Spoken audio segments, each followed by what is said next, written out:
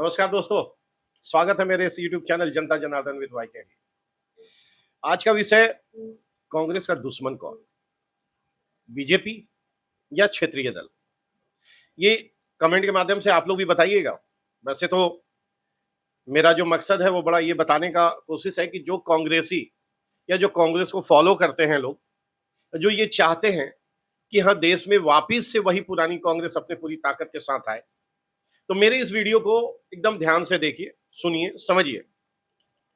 कोई गलत भावना नहीं, मन में अपना द्वेष नहीं लाइएगा। आप ये समझिएगा कि क्या वजह है कांग्रेस के पतन का और क्या वजह है कि इतना प्रयास और इतने कोशिश के बाद भी कांग्रेस अपने पुरानी ताकत में नहीं लौट रही। तो आइए शुरू करते हैं। कांग्रेस का दुश्मन कौन, बीजेपी या क्षेत्रीय दल। दो तीन तीन कैटेगरीज में इसको बताने की कोशिश करते हैं हम आपको। कुछ स्टेट्स पे नजर डालिए। पहले फेज में आप कर्नाटका चले जाइए, आप हिमाचल प्रदेश चले जाइए, मध्य प्रदेश, छत्तीसगढ़, राजस्थान, गुजरात, उत्तराखंड, ये स्टेट देख लिए। यहां सिर्फ दो लोग आमने सामने हैं। कौन? बीजेपी और कांग्रेस, यही दो लोग। अब एक दूसरा स्टेट आपको बताते हैं, दूसरा कैटेगरी। आप महाराष्ट्र चले जाइए, बंगाल चले जाइए, बिहार, झारखंड, यूपी, जम्मू कश्मीर, यहां मिली जुली सरकार। कांग्रेस का अपना वजूद कहीं थोड़ा बहुत है, कहीं बिल्कुल लमलेट हो गई है। जैसे महाराष्ट्र हो, बिहार हो या झारखंड हो, थोड़ा बहुत तो है। यूपी में कहीं नजर नहीं आते चूंकि एक बड़ा प्रदेश है, तो वहां थोड़ा बहुत है, तो वो बिल्कुल जीरो के बराबर, लेकिन वो कहीं ना कहीं समाजवादी के कंधे पे है। अब इन स्टेट्स में क्या है? इन स्टेट्स में जो भी क्षेत्रीय दल हैं वही कांग्रेस को निकल गए। वो सब कांग्रेस से निकली हुई पार्टियां हैं या उनके बाप के द्वारा खड़ी गई पार्टी। जैसे बिहार में आप आजिए, राष्ट्रीय जनता दल लालू यादव खड़ा किए। लालू यादव से पहले कांग्रेस का ही एक छत्र राज था। उनका राज खत्म हुआ, राष्ट्रीय जनता दल आई, कुछ और उस टाइम पार्टियां थी, धीरे धीरे कांग्रेस खत्म हो गई। यूपी में कभी कांग्रेस बहुत अच्छा राज करती थी, कांग्रेस ही कांग्रेस थी, दिल्ली से, सेंटर से लेकर के पूरे हिंदुस्तान में। फिर क्या ऐसा हुआ कि वो धीरे धीरे पतन की तरफ चली गई? क्या उनकी विचारधारा में कमी आई, उनके काम करने के तरीके में कमी आई? निश्चित तौर पे कहीं ना कोई ऐसी कमी रही जो इस कांग्रेस को तोड़ती चली गई। और जो लोग भी अपनी पार्टी निकल करके बनाए वे मजबूती के साथ खड़ा हुए। क्योंकि आज ममता बनर्जी दिख रही हैं, शरद पवार का नाम लेंगे तो नहीं समझ में आएगा कि क्या ताकत थी उनकी। आज आप ममता बनर्जी को सोच लीजिए, देख लीजिए, वो कांग्रेस की एक मतलब कट्टर, बाप रे बाप, कट्टर मतलब नेता हुआ करती थी। लेकिन उनको समझ में आया कि इसमें रह के मेरा वजूद नहीं है, अलग पार्टी बनाई, चीफ मिनिस्टर बन गई। कहीं भी किसी भी जगह आप चले जाइए। अब आपको बताते हैं कि क्षेत्रीय दल कैसे कांग्रेस की दुश्मन है। बीजेपी नहीं है। जहां भी बीजेपी कांग्रेस है तो कांग्रेस वजूद में है और वो अच्छी खासी ताकत में है। वो उस तरीके से नहीं है जैसे यूपी में है, बिहार में है। अब हाल की घटना जो 10-15 सालों में घटी, उससे आपको समझ में आएगा कि जैसे ही तीसरी पार्टी घुसती है कांग्रेस को निकल जाती। शीला दीक्षित की सरकार दिल्ली में, आम आदमी पार्टी आई, सबसे पहले कांग्रेस को निकल गई। बीजेपी जहां थी वहीं रही।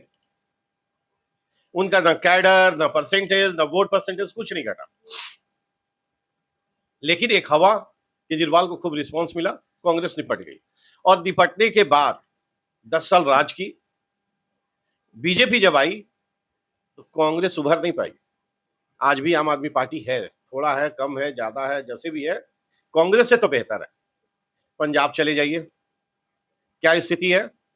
आम आदमी पार्टी घुसी, वहां पहले भी बीजेपी का कुछ वैसा वजूद नहीं था। वो अकाली दल के साथ उनका गठजोड़ होता था। आज जहां पहले बीजेपी का जो समर्थक दल है परसेंटेज, वही आज भी है। आम आदमी पार्टी निगल किसको गई? कांग्रेस। और कांग्रेस टॉर्च लेके खोज रही कि बीजेपी मेरा दुश्मन है। अबे तुम दुश्मन के गोदी में बैठे हुए हो, तुम्हारे थिंक टैंक के लोग तुमको समझा नहीं पा रहे हैं।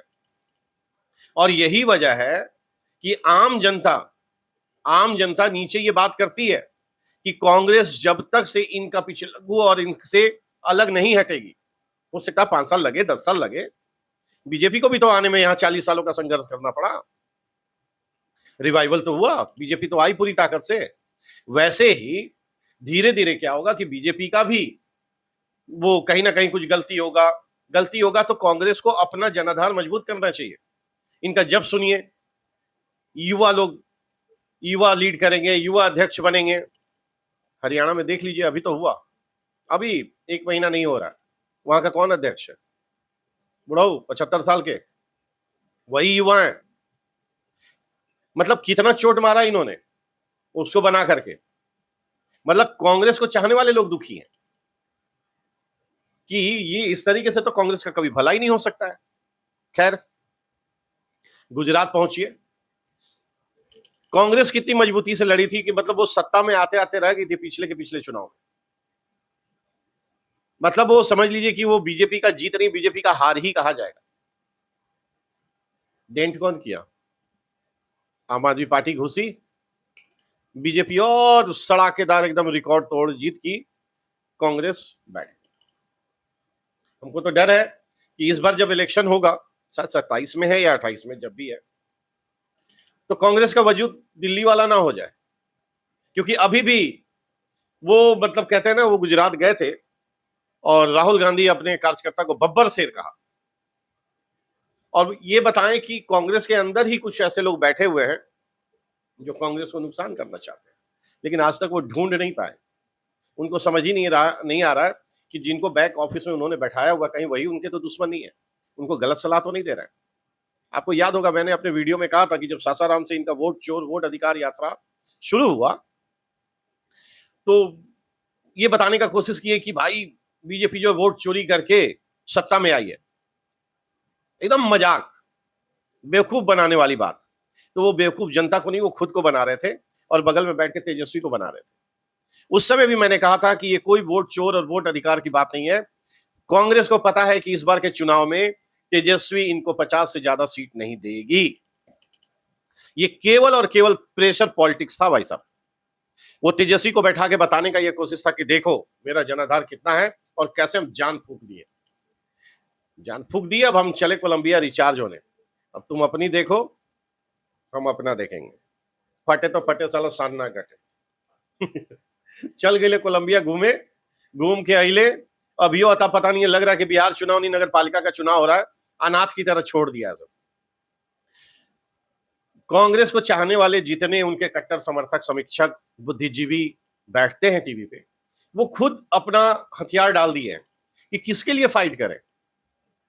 वो यही कह रहे हैं कि बीजेपी कोई गलती करेगी तभी वो चुनाव हार सकती है। मतलब उनको बीजेपी की गलती करने का इंतजार हो रहा है।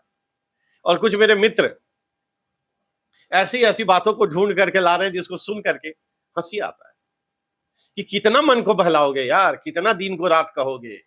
आंख बंद कर लेने से दिन का रात नहीं होता है। समझ नहीं आ रहा इन लोग। हकीकत को पहचानो। तुम जिस घोड़े पे दाव लगा रहे हो वो घोड़ा है ही नहीं। बाकी बोलना ठीक नहीं है।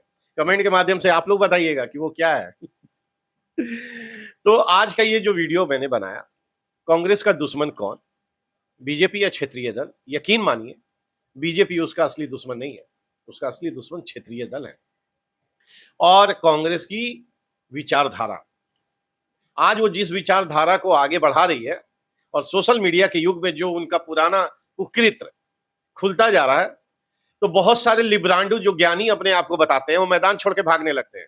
वो बार बार कहते हैं सब नेहरू और गांधी और इंदिरा ही की है, अब तुम्हारा राज है 11 साल से, तुम बताओ।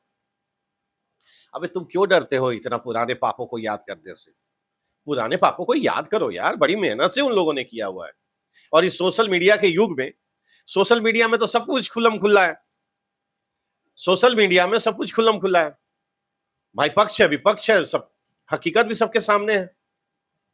तो इसलिए अपने असली दुश्मन को पहचानिए। आप कांग्रेस को मानते हैं, कांग्रेस की विचारधारा को मानते हैं, तो आप ये मानिए कि वो गलत विचारधारा के साथ। और अब बड़ी मुश्किल है, बहुत मुश्किल है जगर पनघट की। चलिए, बहुत बहुत धन्यवाद, थैंक यू। वीडियो में आप लोग ऐसे ही बने रहें, खूब लाइक करें, सब्सक्राइब करें, फॉरवर्ड करें, और जितना ज्यादा से ज्यादा हो सके अपने दोस्तों को जरूर इस वीडियो के बारे में बताएं, और आप लोग चर्चा करें कि वाकई में एक मजबूत विपक्ष का होना बहुत जरूरी है देश में।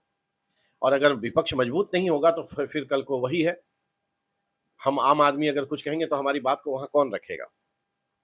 तो आइए मिल करके एक मजबूत विपक्ष के लिए प्रयास करें और उनको बताएं कि भाई आपका असली दुश्मन बीजेपी नहीं है, क्षेत्रीय दल तो है ही, आपकी विचारधारा भी आपकी दुश्मन है। बहुत बहुत धन्यवाद।